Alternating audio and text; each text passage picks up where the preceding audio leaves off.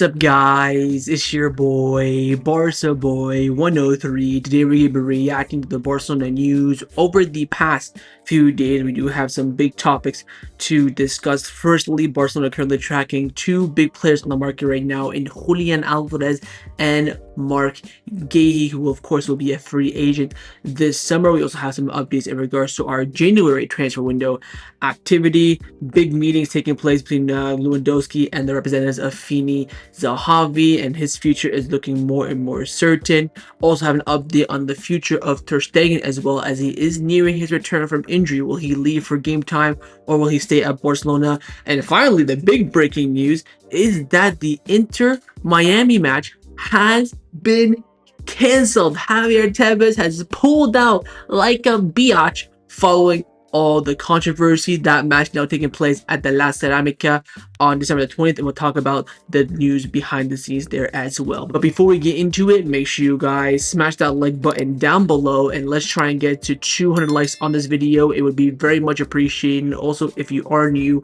make sure you subscribe down below if you haven't already, and let's get into it. Now, before we get into this video is sponsored by Number One Foot. Number One Foot is by far the best replica jersey website on the market, and it's not even close. They have a variety of different items at the absolute best prices. They sent me two kits recently. First one is the retro Barcelona kit, the home kit, which I'm currently wearing right now, and also as well the second kit for that season in the blue edition. Oh my god, like the stitching is fantastic, the quality is, superb. Feels like I have the actual, original kit for a fraction of the price. And if you use the discount code BOY at checkout, you do get 10% off your order. That's BOY. Use it at checkout, and all orders above $80 as well will receive free shipping. So what are you waiting for? Hit the top link in the description down below and get your new football kits today. Let's start off with the transfer news over the past few days. First, we do have a quote coming in from our sporting director in Deco, who was speaking during the General Assembly a few days ago about potential January activity, and he said, "We are not planning to make any new signings in the January transfer window. We did everything we want to do and could do in the summer market, and we have several players who will soon return from injury." I hate that last sentence. Is very much a cop-out, sit on the fence pussy move, but the worrying sign here is we did everything we wanted and could in the summer market. There's a reason for that, and that is because we owe a lot of money. We have a total, I believe, according to the image that's come out from Barcelona, 146 million euros owed on certain players, with the most of it coming in for 42 million still owed on the Rafinha transfer, 24 million still owed on Jules Koundé, 13 million still owed on Ferran Torres' deal. We owe, I think, 18 million for Dani Olmo as well. This is the reason why, again, this is all normal, this is all healthy, this is how people do it. This is not out of the norm for Barcelona, but this is something that you have to take into account too in regards to activity. I think this club are very reactionary, so I wouldn't look into this too much. If we really do need a January signing and something comes available, I have no doubt the club will act in some way, shape, or form. And again, we will discuss the future of Ter Stegen that could potentially open up some doors in January. But for right now, as of this moment, definitely we're not planning on anything. There's no way that we're interested in whatsoever, no opportunities. But in that window, anything can happen, so I wouldn't rule it out. But our sporting director has said, though, he is not planning whatsoever to make any signings in January. Now, a player that Barcelona do have quite a keen eye for potentially this summer is Julian Alvarez. There are reports coming in from the Madrid-based media saying that Atletico Madrid will be willing to have a negotiation with Barcelona over Julian Alvarez, but Barcelona sources think that Atletico Madrid would ask for around 200 million euros. You don't forget that they paid 90 million for him 2 summers ago now. Well, not last summer. Well, yeah, not last summer, but the summer before that. He's been there for a year and a little bit, but it's been 2 summer transfer windows. I think Julian Alvarez is probably still valued around that, an 80 to 90 million euro player. I don't think his value has increased since going to Atletico Madrid. I think his viewership is what's increasing most, not his valuation. I can understand Atletico Madrid maybe asking for more than that. If I'm Barcelona and I'm desperate for a striker and he's the best thing since sliced bread, I'd offer like no more than 110. But then again, do we have that money? Is there other options out there for that value of money that we can get? Can you get that same price for Erling Haaland? Can you get that same price maybe for Alexander Isak outside of Liverpool? Because him and Ekitike are battling out. Can you go and get Ekitike for less than that amount? Stuff like that needs to be evaluated for Barcelona. I think there's a lot of hype in regards, center forward, Argentina, Atletico Madrid, Laporta likes him, blah, blah, blah. A bit of a narrative around Julian, in my opinion. I think he's a world-class, fantastic player. Will he cook at Barcelona? I don't know. I've seen these kind of false nine players flop here, and I've seen too many come and go, and none of them being successful. So I personally would stay clear just because I think he's a two-man kind of striker guy. Even we saw it at the World Cup, we saw it at Man City as well, how he played off the left in terms of Erling Haaland. He can play up front, but can he be a solo man, a pure striker that gets goals? I don't know. I think he's more tactical, which again could be a good thing.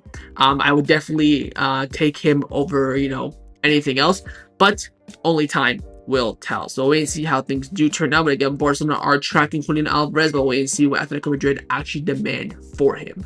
Now, in regards to potentially a cheaper number 9 option, we have been linked with Fisnik Asllani, who is a striker playing right now for Hoffenheim, and he's, of course, striking the world to light as per usual. Now, Plenty from Sky Germany has come out saying that Barcelona are monitoring Fisnik Asllani. The promising 23-year-old striker from Hoffenheim has a written release clause next summer, and Barcelona has been informed. Asllani has said that my dream club has always been FC Barcelona. I've always wanted to play there. According to other sources as well, Barcelona has scouted him over the past few games. Apparently some preliminary discussions with his agents to find out some information about the player has been taking place.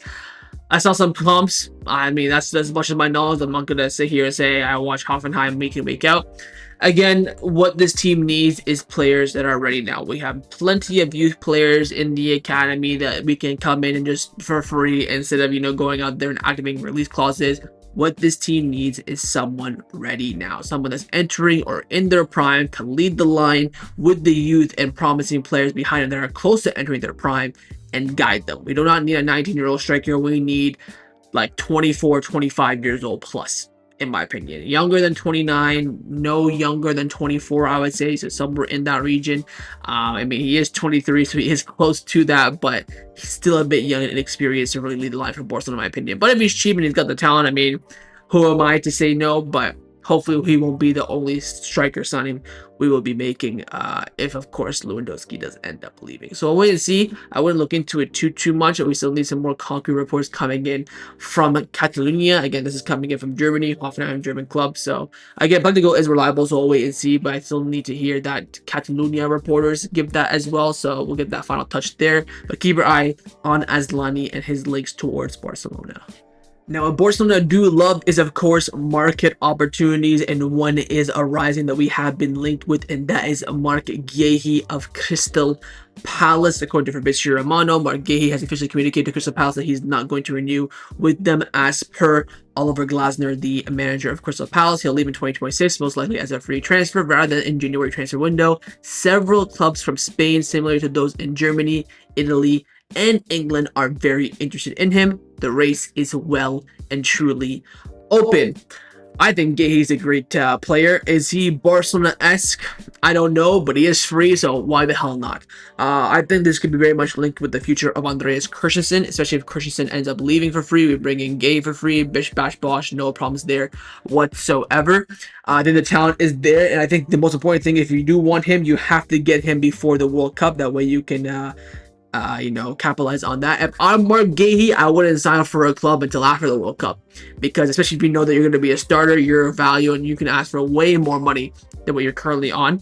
That's just me personally. But in terms of Barcelona, yeah, I'd take him. I mean, this team definitely needs some center back reinforcements. I think he's a top talent. I think he's top 10 Premier League center back. So I think that's good enough for Barcelona. He's not going to probably come in as a starter per se, but definitely can earn a straight. I would definitely buy him as well. I'd be more inclined to sign him if we do sign Marcus Rashford. The option to buy. The England chemistry, he can bed in quite well. If we don't sign Rashford, it's maybe another English boy coming in and having to, get used to surrounding stuff and that. He won't have Rashford as, a reference point per se. But we'll wait and see what happens with Guehi. So early doors of the race has so many clubs and so many teams. We'll wait and see what it gets narrowed down to. Of course, Liverpool have always been interested in him and made bids for him a lot in the summer. So it probably won't be happening, but keep your eyes on it because it is a free transfer. Let's discuss the players that have been rumored to be leaving Barcelona over the past few days. First up is the first team captain of the club, Marc-André. Ter Stegen, quick injury update. Carlos Monfron from Sport has come out saying Ter Stegen goes to Ciudad Sportiva every day to do specific gym sessions. His recovery is going well, and if this things continue, he will return to training on the pitch and with the ball in a few weeks. There's no specific return date since he suffered from a relapse, and they want to ensure a full recovery. Ter Stegen is working with the rehabilitation expert from the clinic of Dr. Liga, a surgeon who has already trusted twice in undergoing surgery, who's specializing in sports rehabilitation. The expert focuses lower body injuries with a special interest in the anterior cruciate ligament rehabilitation, having helped several elite athletes. So it's going okay. A few weeks, he'll be on the pitch. Let's discuss the juicy topic. Plenty goal of Sky Germany again coming out saying that Ter Stegen has not yet made a decision on whether he will stay at Barcelona over the winter or move elsewhere. A transfer is not ruled out any longer. He needs to make a final decision, although he could end up being on the bench if he stays, where he needs to play ahead of a World Cup next year. So it's still lingering in Ter Stegen's head if he should leave or if he'll stay. What is clear is that no matter what, Joan Garcia will be the number one for the rest of the season. Whether Ter Stegen wants to stay as number 2 and challenge him or dip and play to get into the World Cup, that is now in the hands of Ter Stegen. And I want to bring this back to the first point of the video in regards to the January transfer window. If you loan out or sell or terminate the contract of Ter Stegen, the amount of FFP salary space you will have is astronomical to the point you can easily, without a shadow of a doubt, make a January signing. I think if an opportunity comes about, Barcelona might give Ter Stegen the little nudge saying, hey, look, help us out. We want to bring this guy. You kind of are, umming and ahhing. Just dip, go play in the World Cup, come back, and, viva la vida or whatever the hell you want to say. But I think Ter Stegen will end up staying. I think he'll be the number 2, essentially, especially with Tech being so mid. But it'll be interesting. I don't rule it out completely. Again, he wants to play the World Cup. He's been waiting for how many years? Like 10 plus years to be the German number 1. He finally is, but he needs to play. He cannot be the German number 1 without playing any club football and just expect to start the World Cup. Definitely, of course, he's the best German goalkeeper, but a German goalkeeper on form could be better than Ter Stegen off form, and that is for sure. So his World Cup status starting for Germany, this lies in this decision, and we'll wait and see what he does decide. We'll probably get an idea, I would say, around Christmas time, probably after that match against Villarreal. We'll wait and see what Ter Stegen does decide, especially when he comes back and he sees that Joan Garcia is well and truly ahead of him. But I will say this, of course, in the beginning of January, you have Copa del Rey early rounds, you have the Super Cup where the second choice goalkeeper does tend to play. So Ter Stegen might play those games, might play well. We're gonna be like, oh, keep him, oh Ter Stegen. So I don't know. I've seen that happen before, so I wouldn't rule that out completely. So I'll wait and see with Marc. But again, it is a lingering decision in his back of his mind, because right now, I would say his main priority, but a big dream and objective for him is to start for Germany in this summer's World Cup. Another player's future right now that is absolutely all over the place is in regards to Robert Lewandowski. Carlos Monfron of Sport has come out saying that it's now being taken for granted that Lewandowski's contract will not be renewed.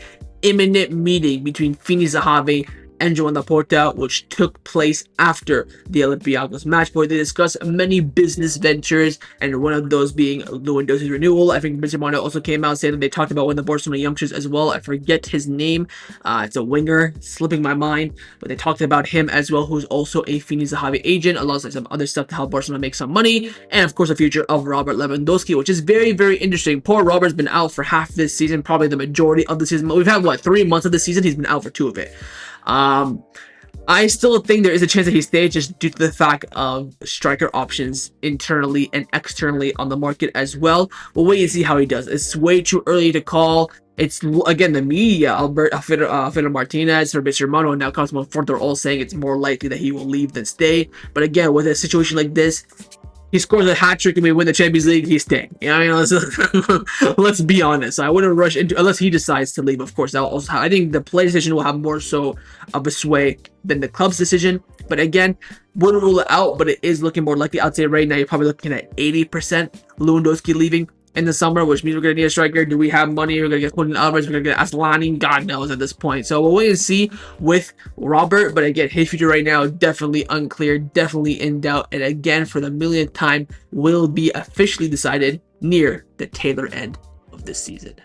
Let's now discuss some contract renewal updates around the first team at Barcelona. Firstly, on the only update that we do have really in terms of players is on the contract renewal of Ferran Torres. Ferran Martinez came out saying that after the club seals the Eric Garcia contract renewal, Deco moved fast to renew Ferran Torres' contract. He is deemed a valuable asset by the club. Again, don't forget we still owe Man City 13 million euros for Ferran Torres, but again, the club, they want to keep him. Could he be Lewandowski's replacement? Ya Allah subhanahu wa ta'ala. No, please no. I think he's a good squad player, a good squad option, but someone to rely upon week in, week out, absolutely not. He thrives off the bench. He thrives in games where we know we have loose legs or just start some, meaty games. That's where he thrives. So keep him in that lane. Of course, if Lucas is injured, we have El Clasico tomorrow. He starts up front. I understand that, but week in, week out, season upon season, no thank you. So we'll see what happens with Ferran Torres, how he'll renew, the conditions of it, stuff like that. No talks have begun yet because the club right now are going to be wrapping up Eric Garcia's renewal and then focusing on Ferran Torres, and those two are probably the last two before you get to doing Fermin and Balde and going through the whole cycle all over again. So we'll wait and see how things do turn out. But again, Ferran Torres' renewal will be up and will be discussed following the renewal of Eric Garcia. Now, one final contract renewal update that we do have is not in regards to a first-team player or manager, but it's in regards to Barcelona's sponsorship, and that is, of course, with Spotify. Over the past few weeks, I've been mentioning that Barcelona do want to renegotiate their deal with Spotify. Spotify are open to it. They have the option to extend their deal as well, which was, wrapping up very, very soon. And a few days ago, Barcelona announced that Barcelona and Spotify agreed to extend their partnership agreement till 2030, which covers both the men's and the women's football team, first team jersey, and the front of the training kits. And the naming rights for the Camp Nou has been remained secured until 2034. So we're still called the Spotify Camp Nou until 2034. Again, it's a good deal. We've renewed the conditions, made it more favorable to Barcelona as well, following the huge success of these artist collaborations. I think I want to say probably the two from last season, Viva La Vida and Travis Scott, did the most numbers. I think we also had we had Drake, we had Carlo G, we had Rosalia as well, and then we had Rolling Stone. So those were the six. Of course, Ed Sheeran coming up in just a few days time. But I think the partnership has been remarkable. I think this is one of the best sports sponsorship deals I've ever seen in my life, to have this kind of collaboration at this highest level, to have a marketing team and a media outlet like Spotify, how huge they are, has been nothing short of remarkable, and yet again a Joan Laporta masterclass for the history books.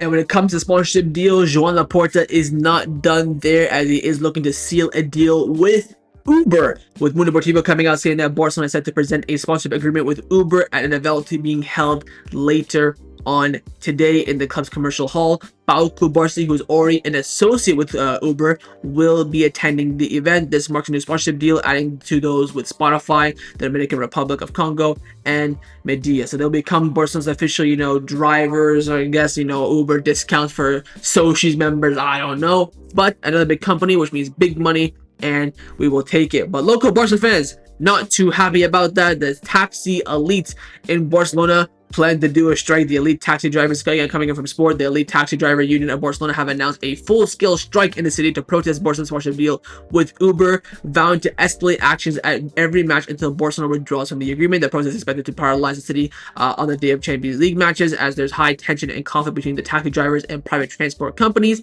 in Catalonia right now. So those taxi drivers a little bit pissed. But to be honest, I don't think tourists or Barcelona fans or people use taxis that much nowadays, especially when the transit, the train, and the subway are so much cheaper and easy to access as well. When I go to Barcelona, I don't use a taxi. I use the train or subway. I do take a taxi from the airport to the hotel, but that's it. So I don't think taxi. And again, taxi just become an Uber driver, bro. Download the app, sign up, you're good. I mean, I don't understand all this strike mumbo jumbo. But anyways, at Barcelona, things like this never ever end, and we'll wait and see. I don't think Barcelona pull out this deal because of this. They'll strike for a couple of days and then ended up dying. I don't think it'll be escalating too much, but we will wait and see how things do turn out. But yet another deal with a big company. This is huge for Barcelona, and shout out Pau Cubarsí as well for being an associate already, and wait and see how the deal develops and also how the strike develops as well. Now, a big update that we're looking forward to is, of course, the reopening of the Spotify until 2034 Camp Nou. We have a big update. This is coming in from ESPN, from Victor Novara, from Cope as well, and Moses Malloran, saying that Barcelona had been granted officially the license for phase 1A to open the Camp Nou for 27,000 fans. The club have already informed that they will return to the stadium once they receive the license 1B, which of course is for 45,000 spectators. So again, we could go now to the Camp Nou tomorrow with 27K. The club don't want to do so. They want to keep that capacity at the Montjuic. We had 43,000 at the Montjuic against Olympiacos. That's crazy for the Olympiacos game, for the Montjuic capacity that's basically nearing full. So that's why the club don't want to go back to 27,000. They'll fill it up quite easily. And of course, they'll make more money at the Montjuic. I understand it, but if you're not back at the Camp Nou by the end of this year, I swear to you, subhanahu wa ta'ala, I'm coming for your asses. According to sources and reports, we're looking at the end of November post-international break to get the 1B license. I don't know. I don't think so, but we shall wait and see. Either way, we have to finish the Champions League group stages now, I believe, at the Montjuic. I think maybe we made a deal with the UEFA because now we're back in the ECA to join the Camp Nou early. I don't know, but we are waiting now to have that 1B license for the 45,000 capacity. Hopefully near the end of the season, big games, UCL semifinals, if we make it, inshallah, we'll have the 1C or 1D, which is like 60,000, which hopefully will be the case. Now, I do want to discuss some of the interesting reports coming out about Lickmac, who, of course, a company that are constructing around the Camp Nou. Apparently, they're shit. Apparently, Barcelona picked them just because they would do it fast, according to the grading and the club analyzing different companies. Lickmac actually ranked the lowest, but since they could do it the fastest, Barcelona ended up going with them. There's even saying that Barcelona's return to Camp Nou has been delayed almost a year now. Don't forget, we should have been back at the beginning of last season. We should have only done one season at the Montjuic. We've now done 2.5. So, I mean, says enough, really. They also asked for more money up front, Lickmac, because they're doing it so quickly. They asked for 200 million, whereas the other companies who did it better but slower only asked for like 12 million up front. A bit strange. Again, we do have that 1 million penalty clause in the contract that says every day they're late, we can fine them €1 million, and they agree to that, and yet we've not fined them a penny yet. So I don't know what's going on. Again, just get the stadium done. As long as the stadium is done by 2026 when it's supposed to be done, I'm a happy guy.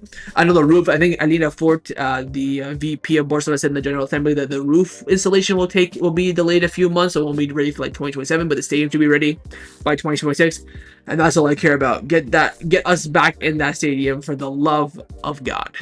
Now, the final topic that I want to discuss for end of this video is in regards to Barcelona's match that was supposed to take place in Miami on December the 20th against Villarreal. The promotion, the confirmation, the controversy has all been there over the past few weeks. Out of nowhere, like an RKO, a few hours after the Olympiacos match, it was leaked, and the official announcement came just minutes later that the La Liga released a statement saying that the Villarreal versus Barcelona match will no longer be taking place in Miami. I'm actually going to read and take a look at the official statement here. The La Liga reports that following discussion with the promoters of La Liga's match in Miami, the latter has announced its decision to cancel the event due to the uncertainty surrounding Spain in recent weeks. Pretty much saying they balled it. The controversy got to them. I don't know if Carvajal was speaking. They obviously shit their pants. I don't know. Again, I don't agree with it. Only part that I hate is that, oh, Barcelona are cheating, blah, blah, blah. We're just doing as the Liga says. We get some extra money in there as well, which Laporta did say in the General Assembly a few days ago. He said, look, at the end of the day, we don't agree with it, but we listen to La Liga. We need to get on their good side. We're getting more money, so we can't really complain. If the Liga's want to play in Miami, Dubai, the Red Sea, Barca Boy 103's backyard, we'll play there. So that's our stance. Apparently, Villarreal are absolutely fuming. They really wanted the money, and they're a bit upset with La Liga, so we'll wait and see. But in the La Liga, pussios, they balled it. They said, "Oh, this, that. We want to, rejuvenate. We want to, revolutionize football. Blah blah blah. More money, more eyes on the sport." Even Javier Tebas said yesterday morning, "Oh, I prefer." He was talking about Carvajal's game. Carvajal said, "Oh, this whole thing is cheating. It's a scandal. Like if Barcelona played there, the whole integrity of the league is gone." And who gives a fuck about Dani Carvajal? Who is he? But then Javier Tebas said, "Oh, what's controversial is what Real Madrid say on TV for the referees week in week out." And Carvajal replied on his Instagram story saying, "Hey, you know what? You can say whatever you want about Real Madrid TV. At the end of the day, if this match takes place in Miami, the whole league is corrupt and the whole thing is, not fair." End of the day, they canceled it. So now Carvajal doesn't look like a big belly bollock saying that he did all this himself. But I don't know. I think La Liga just balled it with the controversy that was surrounding it. Madrid was sending letters left, right, and center. So I don't care. I think everyone's, not content, but is, just fine with this answer. Even Barcelona released a statement saying that we're happy to play the Ceramica. We're following we're following La Liga wherever they want us to play. We have no issue whatsoever. They released an official statement after this as well. But La Liga Miami match is canceled, so back to normal. La Ceramica, quite a tough away game, so we'll wait and see how that turns out. But Javier Tebas, not a good look for you, bruv. So that was my reaction to the Barcelona news over the past few days. Hopefully you guys enjoyed this video. If you did, of course, make sure you drop a like down below. And of course, in the comments down below as well, let me know your thoughts on everything we did discuss. The main thing on first, of course, is your thoughts on those two targets, including Álvarez and Marc Guehi. What are your thoughts? Would you rather sign both, one, or neither? Secondly, your thoughts on the future of Lewandowski. Would you want to keep him for a year, let him go? Who would you bring in to replace him? Thirdly, your thoughts on the future of Ter Stegen. I'm very, very, very interested to know this. Do you think he will leave in January or not? And finally, your thoughts on the Miami match getting canceled. Are you for it or against it? And of course, make sure you guys subscribe down below if you haven't already. And I'll see you guys next time on the channel. Take care and Forza Barça.